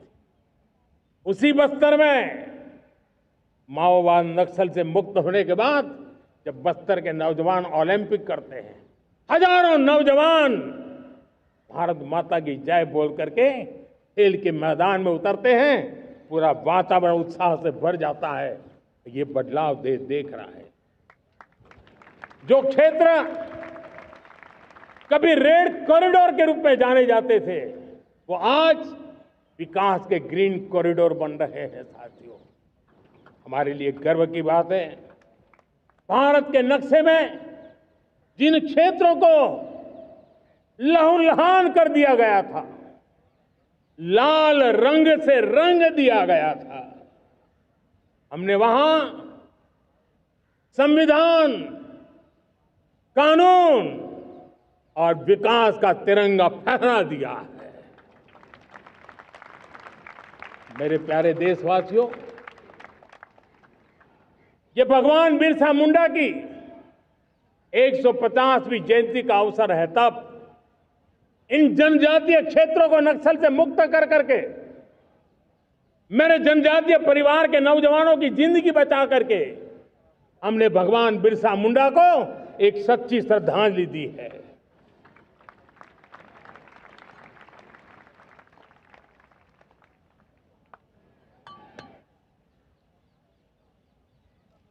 मेरे प्यारे देशवासियों, मैं आज देश के सामने एक चिंता, एक चुनौती के संबंध में आगाह करना चाहता हूं। षड्यंत्र के तहत, सोची समझी साजिश के तहत देश की डेमोग्राफी को बदला जा रहा है। एक नए संकट के बीज बोए जा रहे हैं और ये घुसपैठिए मेरे देश के नौजवानों की रोजी रोटी छीन रहे हैं। एक घुसपैठिए मेरे देश की बहन बेटियों को निशाना बना रहे हैं। ये बर्दाश्त नहीं होगा। ये घुसपैठिए भोले भाले आदिवासियों को भ्रमित करके उनकी जमीनों पर कब्जा कर रहे हैं। ये देश सहन नहीं करेगा। और इसलिए मेरे प्यारे देशवासियों, जब डेमोग्राफी परिवर्तन होता है, सीमावर्ती क्षेत्रों में डेमोग्राफी में परिवर्तन होता है, तब राष्ट्रीय सुरक्षा के लिए संकट पैदा होता है। देश की एकता, अखंडता और प्रगति के लिए ये संकट पैदा, सामाजिक तनाव के बीज बो देता है। और कोई देश अपना देश घुसपैठियों के हवाले नहीं कर सकता है। दुनिया का कोई देश नहीं कर सकता है, तो हम भारत को कैसे कर सकते हैं? हमारे पूर्वजों ने त्याग और बलिदान से आजादी पाई है, हमें स्वतंत्र भारत दिया है। उन महापुरुषों के प्रति हमारा कर्तव्य है कि हम हमारे देश में ऐसी हरकतों को स्वीकार न करें। उनकी सच्ची श्रद्धांजलि होगी। और इसलिए मैं आज लाल किले की प्राचीर से कहना चाहता हूं, हमने एक हाई पावर्ड डेमोग्राफी मिशन शुरू करने का निर्णय किया है। ये मिशन, इस मिशन के द्वारा ये जो भीषण संकट नजर आ रहा है, भारत पे मंडरा रहा है जो संकट है, उसको निपटाने के लिए तय समय में सुविचारित, सुनिश्चित रूप से अपने कार्य को करेगा। उस दिशा में हम आगे बढ़ रहे हैं। मेरे प्यारे देशवासियों, कल जन्माष्टमी का पावन पर्व है। भगवान श्री कृष्ण का जन्मोत्सव देश में मनाया जाता है। साथियों, जब मुझे भगवान श्री कृष्ण याद आते हैं तो हम देख रहे हैं कि पूरे विश्व में आज युद्ध के तौर तरीके बदल रहे हैं। हमने देखा है कि भारत युद्ध के हर नए तौर तरीकों को निपटने में समृद्ध है। हमने ऑपरेशन सिंदूर में दिखा दिया है, टेक्नोलॉजी में जो भी महारत थी। पाकिस्तान ने हमारे सैन्य ठिकानों पर, हमारे एयरबेस पर, हमारे संवेदनशील स्थानों पर, हमारे आस्था के केंद्रों पर, हमारे नागरिकों पर मिसाइल्स, ड्रोन अनगिनत मात्रा में उन्होंने वार किया। देश ने देखा है, लेकिन देश को सुरक्षित रखने के जो प्रयास पिछले 10 साल में हुए हैं, उस ताकत का परिणाम था कि उनके हर हमले को हमारे जाबाजों ने और हमारी टेक्नोलॉजी ने तिनके की तरह बिखेर दी।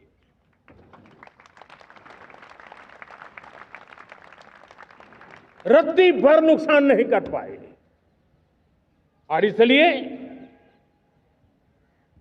जब युद्ध के मैदान में टेक्नोलॉजी का विस्तार हो रहा है, टेक्नोलॉजी हावी हो रही है, तब राष्ट्र की रक्षा के लिए, देश के नागरिकों की सुरक्षा के लिए हमें भी, हमने जो आज महारत पाई है, वो महारत का और विस्तार करने की जरूरत है। हमने आज जो महारत पाई है, उसको लगातार अपग्रेड करते रहने की आवश्यकता है। और इसलिए साथियों, मैंने एक संकल्प लिया है, मुझे आपके आशीर्वाद चाहिए, कोटि कोटि देशवासियों के आशीर्वाद चाहिए। क्योंकि समृद्धि कितनी ही क्यों न हो, अगर सुरक्षा के प्रति उदासीनता बरतते हैं तो समृद्धि भी किसी काम की नहीं रहती। और इसलिए सुरक्षा का महत्व बहुत बड़ा है। और इसलिए मैं आज लाल किले की प्राचीर से कह रहा हूं, आने वाले 10 साल में 2035 तक राष्ट्र के सभी महत्वपूर्ण स्थलों, जिनमें सामरिक के साथ साथ सिविलियन क्षेत्र भी शामिल है, जैसे अस्पताल हो, रेलवे हो, जो भी आस्था के केंद्र हो, उन्हें टेक्नोलॉजी के नए प्लेटफॉर्म द्वारा पूरी तरह सुरक्षा का कवच दिया जाएगा। ये सुरक्षा का कवच लगातार विस्तार होता जाए, देश का हर नागरिक सुरक्षित महसूस करे। किसी भी प्रकार की टेक्नोलॉजी हम पर वार करने आ जाए, हमारी टेक्नोलॉजी उससे बेहतर सिद्ध हो। और इसलिए आने वाले 10 साल 2035 तक मैं ये राष्ट्रीय सुरक्षा कवच का विस्तार करना चाहता हूं, मजबूती देना चाहता हूं, आधुनिक बनाना चाहता हूं। और इसलिए भगवान श्री कृष्ण से प्रेरणा पाकर के हमने श्री कृष्ण का जो सुदर्शन चक्र था, उस सुदर्शन चक्र की राह को चुना है। आप में से बहुत लोगों को याद होगा, जब महाभारत की लड़ाई चल रही थी, श्री कृष्ण ने अपने सुदर्शन चक्र से सूर्य के प्रकाश को रोक दिया था और दिन में ही अंधेरा कर दिया था। सूर्य प्रकाश को सुदर्शन चक्र से रोक दिया था। और तब अर्जुन ने जो शपथ ली थी जयद्रथ का वध करने की, उस प्रतिज्ञा को अर्जुन पूर्ण कर पाए थे। वो सुदर्शन चक्र के पराक्रम और रणनीति का परिणाम था। अब देश सुदर्शन चक्र मिशन लॉन्च करेगा।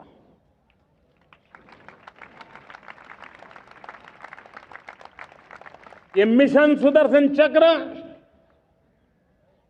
एक पावरफुल वेपन सिस्टम दुश्मन के हमले को न्यूट्रलाइज तो करेगा ही करेगा, लेकिन कई गुना ज्यादा दुश्मन पर हिट बैक करेगा।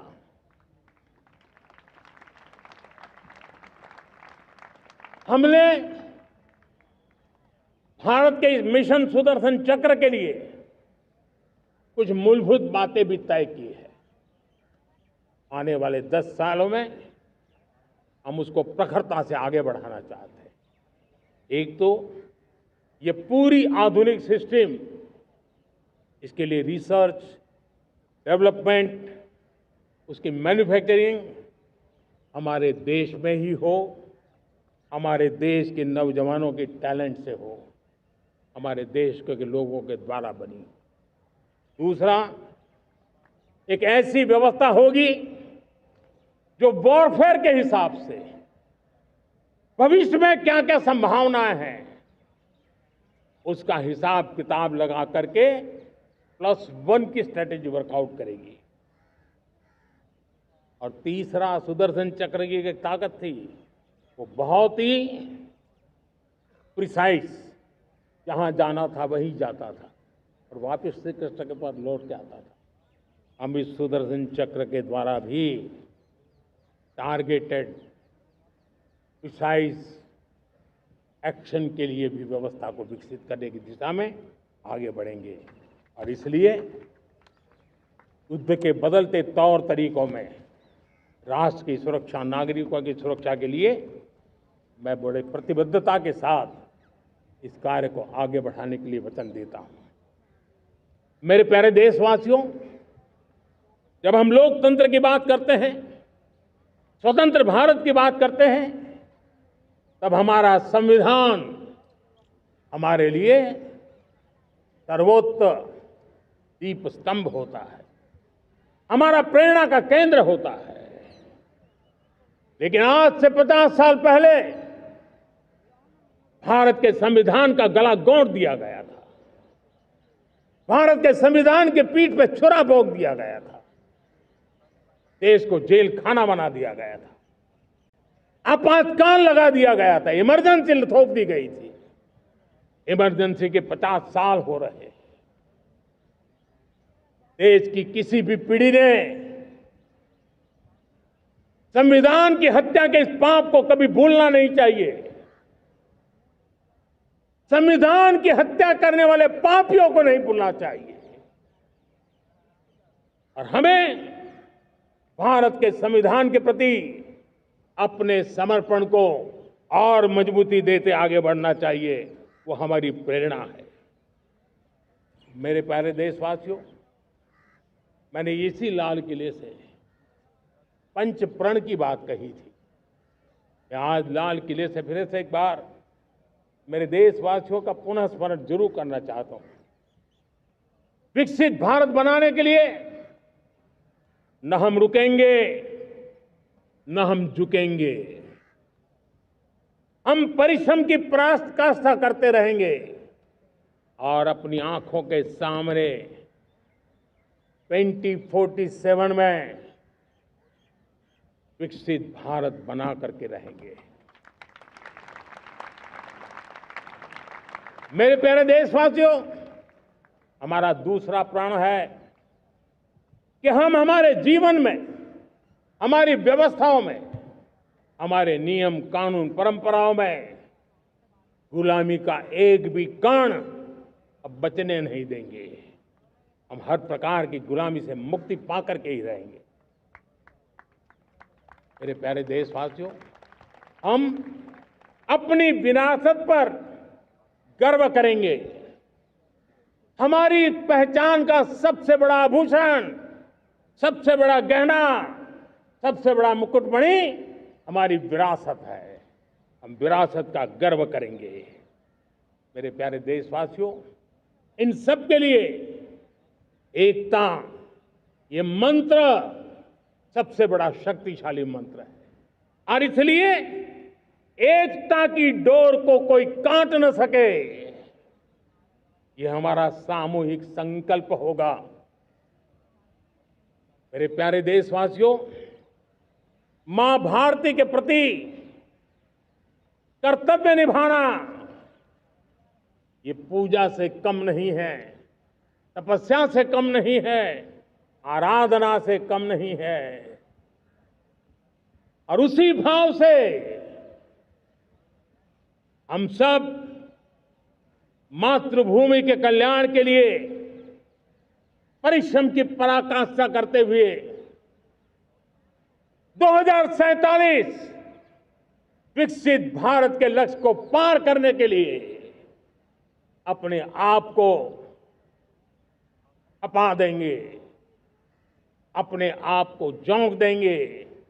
जो भी सामर्थ्य है, कोई भी अवसर को छोड़ेंगे नहीं। इतना ही नहीं, नए अवसरों को निर्माण करेंगे और निर्मित करने के बाद हम 140 करोड़ देशवासियों के सामर्थ्य से आगे बढ़ते ही रहेंगे, बढ़ते ही रहेंगे, बढ़ते ही रहेंगे। मेरे प्यारे देशवासियों, हमें याद रखना है, 140 करोड़ देशवासियों को याद रखना है, परिश्रम में जो तपा है, परिश्रम में जो तपा है, उसने ही तो इतिहास रचा है। परिश्रम में जो तपा है, उसने ही तो इतिहास रचा है। जिसने फौलादी चट्टानों को तोड़ा है, जिसने फौलादी चट्टानों को तोड़ा है, उसने ही समय को मोड़ा है। जिसने फौलादी चट्टानों को तोड़ा है, उसने ही समय को मोड़ा है। और समय को मोड़ देने का भी, समय को मोड़ देने का भी यही समय है, सही समय है। मेरे प्यारे देशवासियों, एक बार फिर आप सबको आजादी के इस महान पर्व की अनेक अनेक शुभकामनाएं देता हूं, बहुत बहुत बधाई देता हूं। मेरे साथ बोलेंगे, जय हिंद, जय हिंद, जय हिंद। भारत माता की, भारत माता की, भारत माता की। वंदे, वंदे, वंदे। बहुत बहुत धन्यवाद। जनगण मन अधिनायक जय हे।